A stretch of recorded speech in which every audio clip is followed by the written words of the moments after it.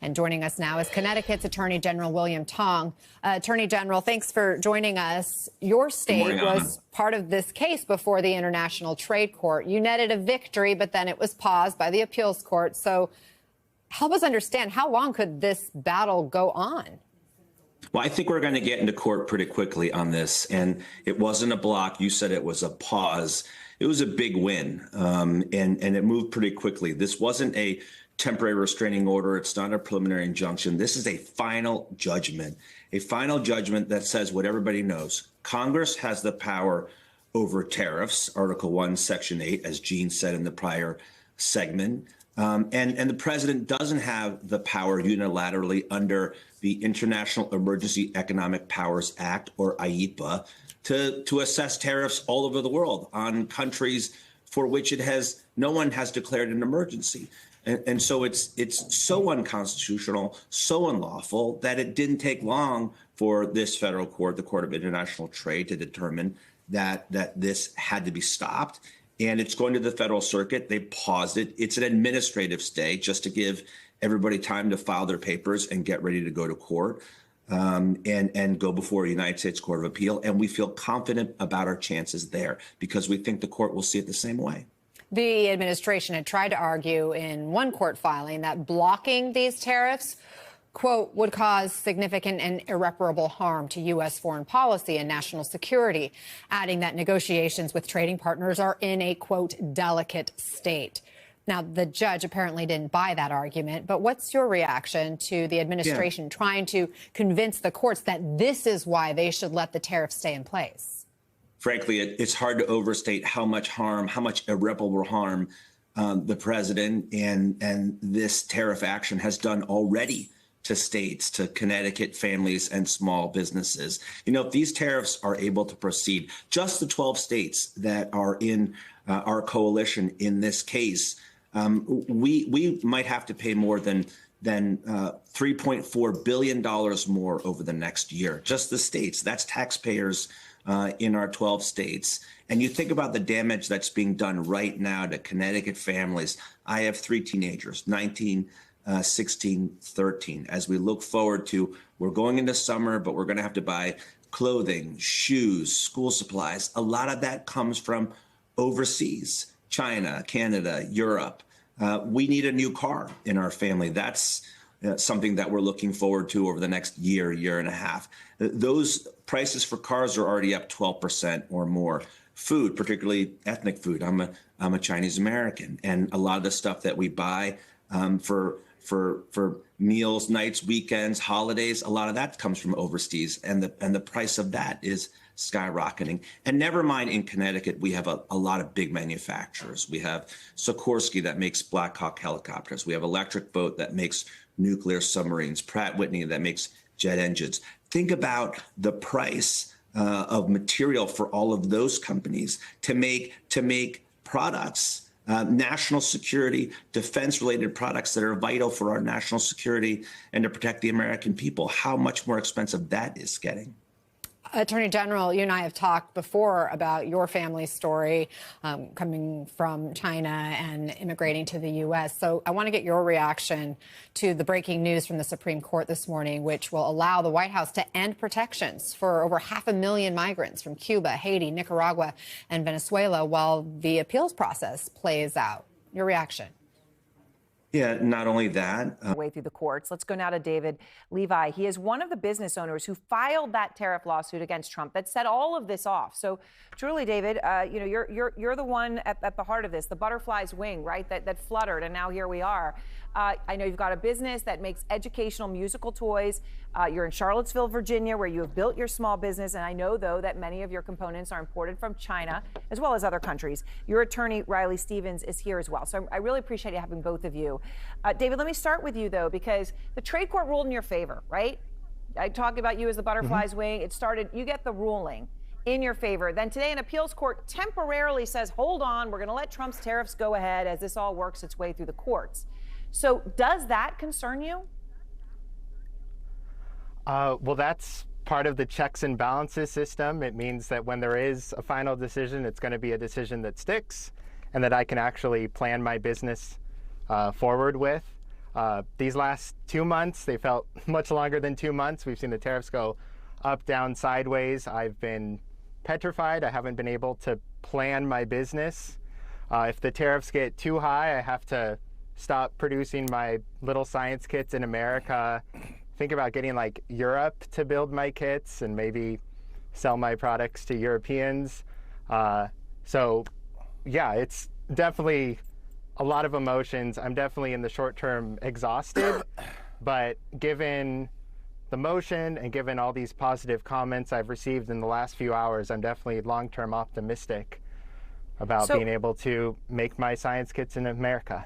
So, which I mean, I think what you just said there, just to emphasize, you're saying that an outcome here, a possible outcome, is that you would make your kits in Europe and sell them in Europe. So an American small business would move to Europe and sell to Europeans. That is a loss, and I think anybody would agree that's a loss. The administration, though, David says they've got workarounds. That hey, even if you win, that they will find a way to put these tariffs on anyway. The White House National Economic Council Director Kevin Hassett spoke about it today. Here's what he said. There are 3 or 4 other ways to do it. There are different approaches that would take a couple of months to put these in place, and using procedures that have been approved in the past. So, what does that mean? I mean, I know you've got 60% of your components coming from China, and Treasury Secretary says talks with China are stalled, but they said they've got these 3 or 4 other ways to do this. What does that even mean to you? That means I get to have a lot of emotions continuously. I'm just going to do the best I can to make as many kits as I can this year. I was planning on making 20,000 little synthesizers and theremin kits this year. Because of tariffs, I haven't been able to order parts, so I'm definitely going to have shortages. I'm going to try to order more parts soon, but yeah, I'm definitely going to have shortages. I definitely need to think about how to just make sure I have enough cash in my business to survive however long this instability is, so that I have the ability to restart my business when things are better. But I am feeling optimistic with this last motion, even though, yeah.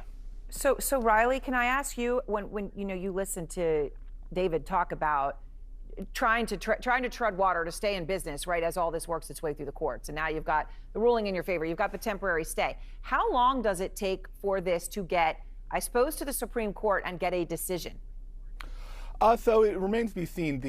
But as you say, it was a temporary stay, and the government has given us until the 5th to respond, and the court has given us till the 5th to respond, and then the government till the 9th of June. So that is the schedule that the Court of Appeals set for this. In the meantime, the government could go to the Supreme Court and ask them for a stay as well. They can try a lot of different things. You'd have to ask them.